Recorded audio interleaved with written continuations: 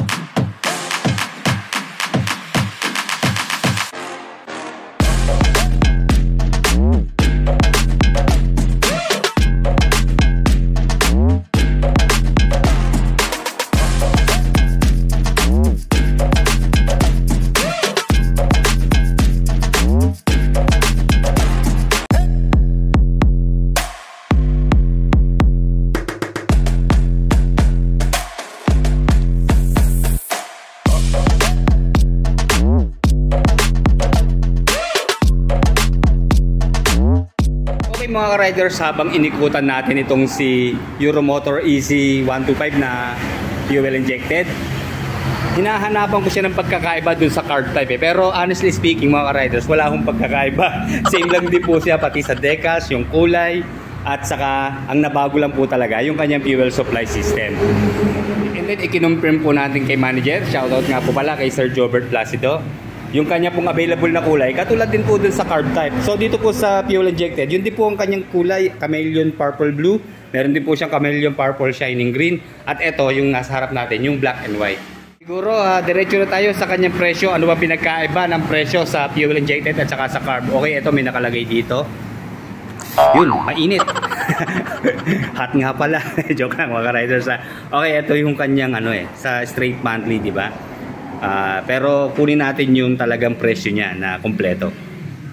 As of January 19, 2025, ito po ang updated price ng EZ125 FI. Okay, unahin natin yung FI Ayan po ang kanyang suggested retail price, nasa 68,900.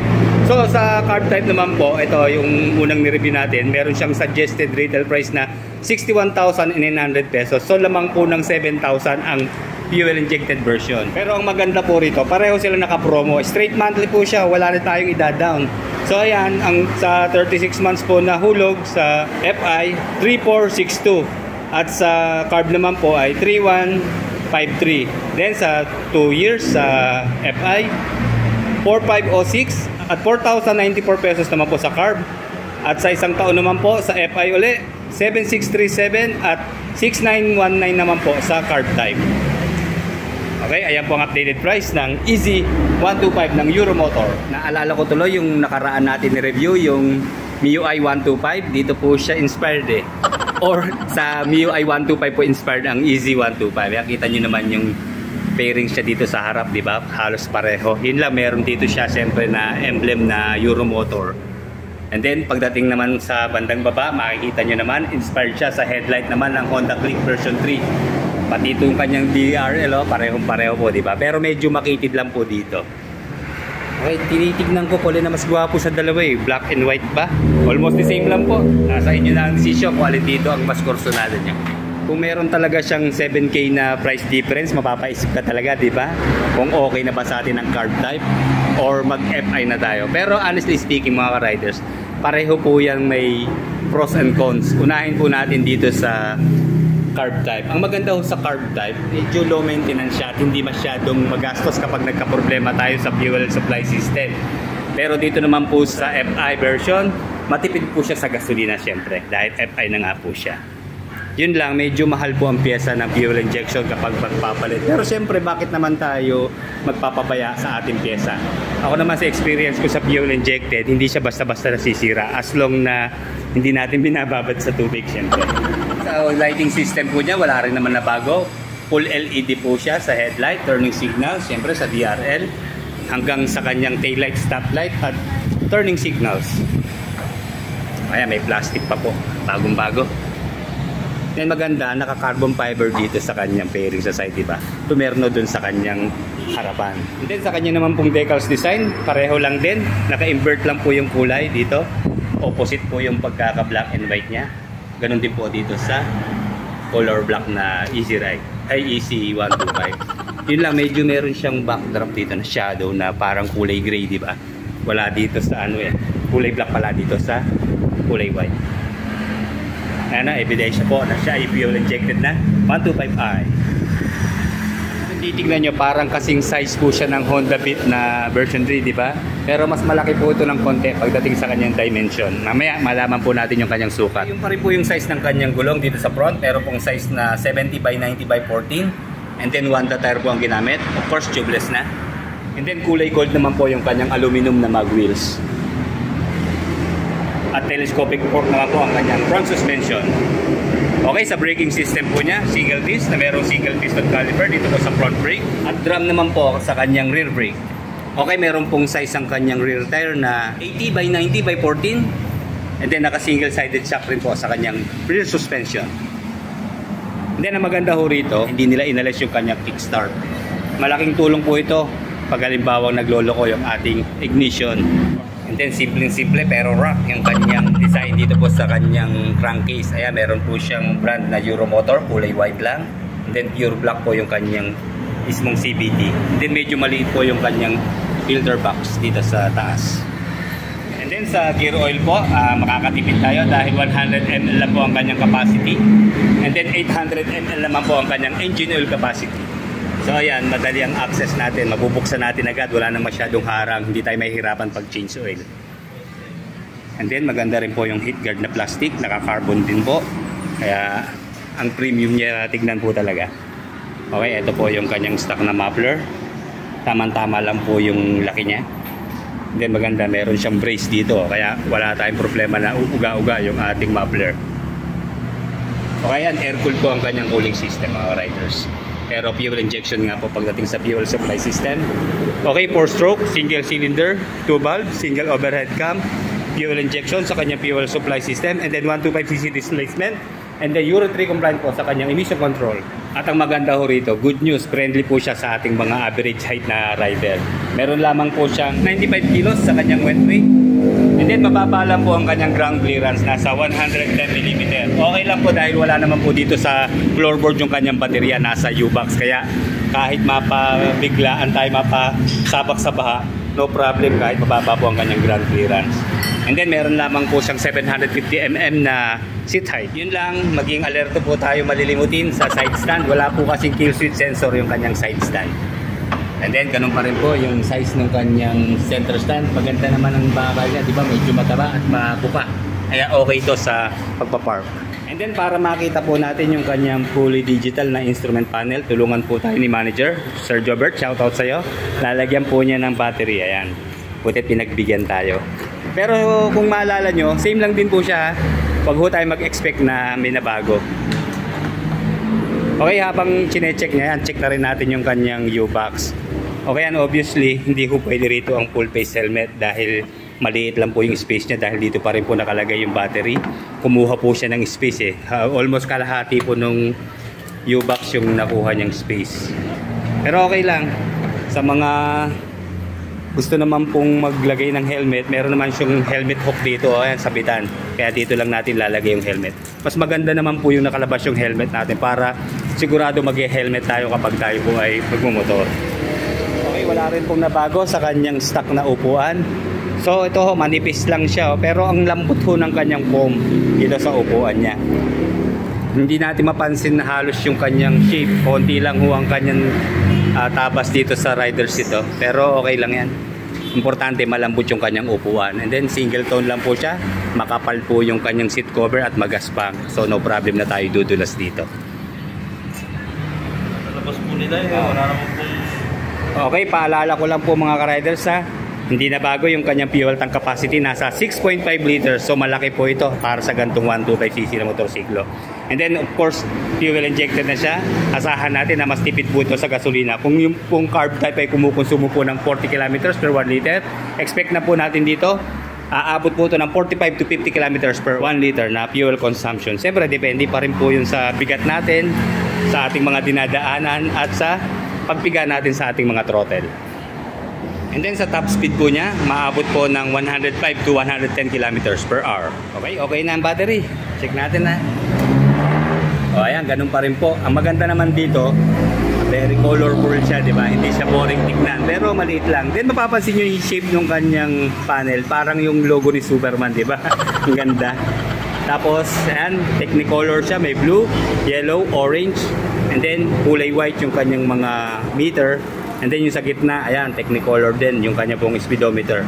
Then yung kanyang odometer, ayan, kita nyo naman, hindi po siya ginamit pa, bagong-bago po. And then, ito pong nagbiblink kaya ang kanyang fuel indicator. And then high beam, low beam sign. Ayun, pwede palang start. May gas pala. Ayan, kita nyo, pag start po ng engine, ang naka-standby po na ilaw yung kanyang DRL. So dito, ang ganda ng kanyang DRL. Oh. Parang magkaiba sila dun sa carb. Ang ganda ng mga shape niya dito, kitang-kita. Hindi katulad dun sa carb, maalala ko parang isang buo lang siyang mailaw eh. Pero dito, meron siyang mga division, di ba? Ganda. Hanggang dito po yan, DRL, dalawa siya, kadugsong. Hindi sir, paki-headlight nga po. Ayan yung kanyang headlight. So kanya pong low beam ay nandito sa gitna, and then ang high beam po niya nasa magkabilang side. Ayan, ang lakas ng ilaw niya, di ba? May passing light ba sa sir? Wala. Okay, wala lang passing light. Pero siyempre, pag pa-passing light tayo, yun lang, on and off lang po natin yung high beam, low beam sign. And then sir, sa ano nga po, turning signals. Ayan, LED rin po siya. Maganda pa, vertical po yung shape. Parang tatlong diode siya, kaya ang lapad niya, di ba? Kitang-kita siya. Dito sa kabila, ayan. Okay, ganda. Then sir, paki-busina nga po. Okay, sa pa sir. Ayan, okay. Wala siyang hazard lamp, sir. Oh, meron ding hazard lamp, oh. So sir, saan sinuswitch yung kanyang hazard lamp? Parang dito rin sa turning signal, sana. Yes po, sir. Okay, ayun yung gitna po ang kanyang hazard lamp. Bali, kumaliwa po kayo, huwag nyo na po pindutin yung white, kanan po kayo. Automatic na mag-hazard lamp, ayun. Hindi sir, check ko nga yung kanyang stoplight. Ayan, dito po maganda rin yung kanyang stoplight. Okay, sa gitna, kitang-kita. Divided into 4 yung kanya pong stoplight. Ayan. Sige nga sir, sa pa nga po. Okay. Then ito po yung kanyang turning signals magkabila. Sir, isang bomba pa nga po.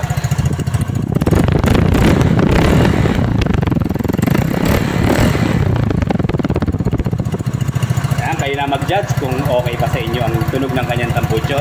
And then meron pala siyang plate light dito sa ilalim na LED rin para sa ating plate number. Sige sir, maraming salamat po. Okay, check nyo po yung kanyang RPM. Oh. Ang ganda rin ng kanyang direction, di ba? Sige nga sir, para makita natin.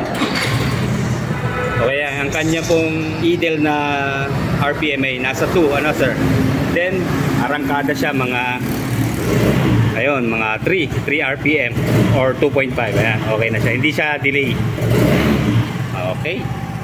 And then ito po yung kanyang dalawang packet. Sa left side medyo malalim, kasama na po yung kanyang charging port na USB ready na siya. So solo lang po. And then dito sa kabila naman yung lalagyan ng cellphone na pa side view. Check nga natin kung sakto yung cellphone na medyo mahaba. Yun lang, hindi pala pwede. Ayan. Siguro mga ano lang, yung maliliit na cellphone lang. Ayan, dito. Pero yung malalapad po, hindi siya pwede. Oh. So dito tayo maglalagay po ng cellphone. Yun lang, medyo nakaangat pa po. Ha. Ingatan lang natin, pag tayo po inalubak, pwedeng mahulog po yan. Kaya maganda po talaga yung may cover. Umulan or habang na-charge, hindi siya malalaglag o mababasa. And then dito po sa gitna, ito yung kanyang utility hook. Check natin dito sa ilalim ng upuan kung meron. Okay, wala po. And then ito, na-recall ko tuloy yung sa MIUI, di ba? Ganto-ganto po yun eh. At meron siyang patulis dito. Pero Sana hindi makaabala sa tuhod natin. Ano, mamaya susukatin natin. Okay, hindi na kailangan ng matting, oh. Ganda ng kanyang floorboard, magaspang. Marami tayong gulay na may ilalagay. At hanggang dito, premium talaga yung kanyang pagkakakarbon, di ba? Ternong-terno. Wala akong may pintas sa ngayon, eh. Ano? Dahil wala naman po nabago sa kanyang power, meron po siya maximum power na 8.7 horsepower at 7,500 RPM at maximum torque of 9.5 Newton meter at 6,000 RPM. Yun lang nabago po sa kanyang grab bar. Di ba dun sa MIUI 8 pa letter M shape yun? So dito, medyo pa letter U na ang kanyang shape. Then, aluminum po yung kanyang grab bar. And then ayan, hindi naman siya madulas. Nila medyo naliliitan ako sa suotan ng ating kamay dito. Sana medyo tinaas pa ng konti, di ba? Then ayan po ang kanyang forma kapag naka-side stand. Ayan.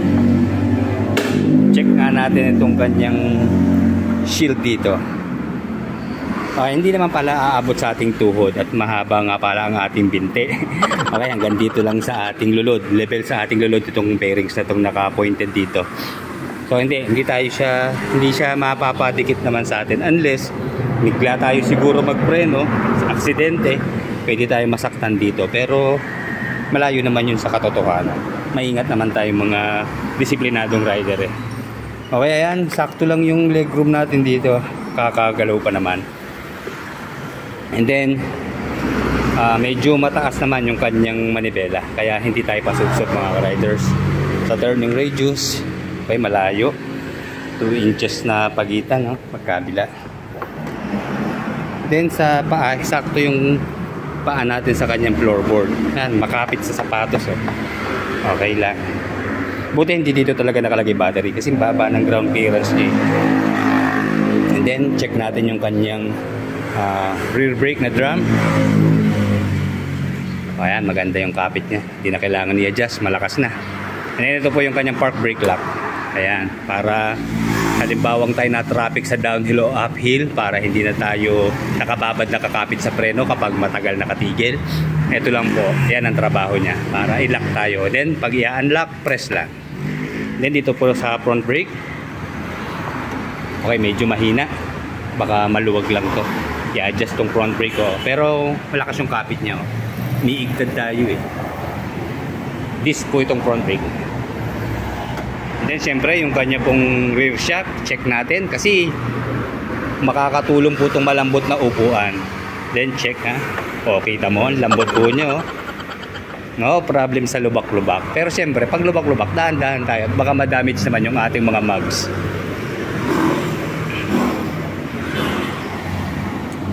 Ayan, check nyo po. Guwapong Easy 125. Ayan, lambot po ng kanya shock.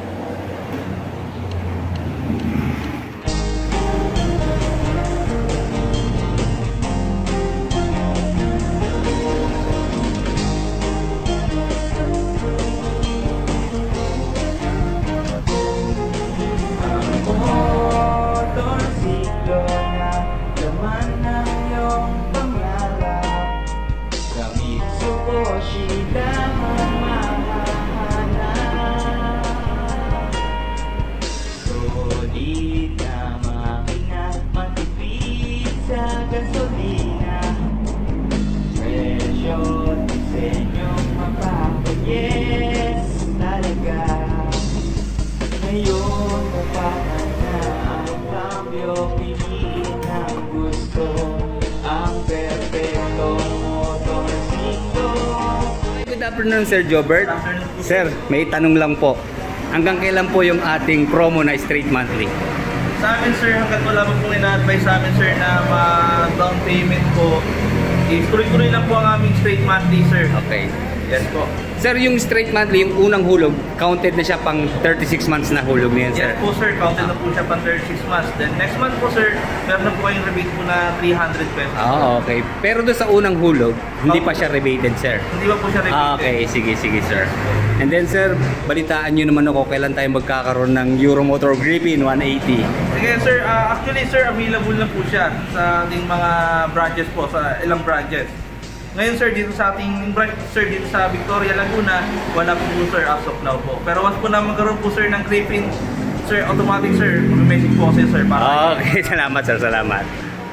So ayun, good afternoon sa inyong lahat. Ngayon ay available dito sa aming branch. Kung gusto nyo bumisita sa Purok 2, Bangka, Victoria, Laguna, meron kaming Easy 125. Ito po ay isang fuel injected na po, tipid sa gasolina.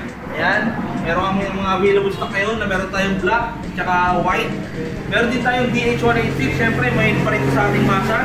Ayan, so meron tayong stock. Meron din tayong 125cc, tsaka 150cc. So meron dito sa kabila, meron tayong Marvel 125, so bagong decal na rin yan. So nandito na rin natin Euro R125, naka-LED light na rin yan. So ang ating Unicorn E110. So kung hanap din naman po yung mga second hand na motor, meron din tayo yan sa labas, saka meron din tayo dito. Okay, so kung marami yung katanungan, pwede po kayo mag-message sa aming Facebook page. At hanapin nyo lang din po si Sir Jun sa Puan. Kung subscribe na rin po kayo. Maraming salamat po.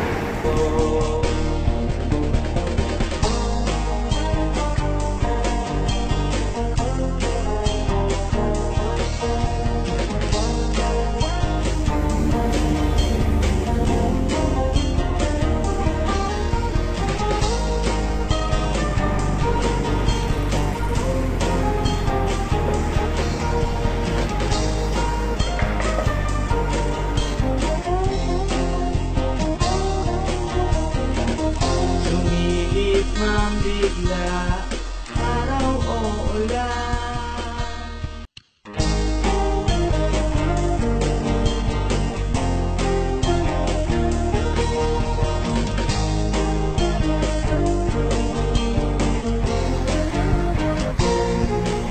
Ang motorsiklo na laman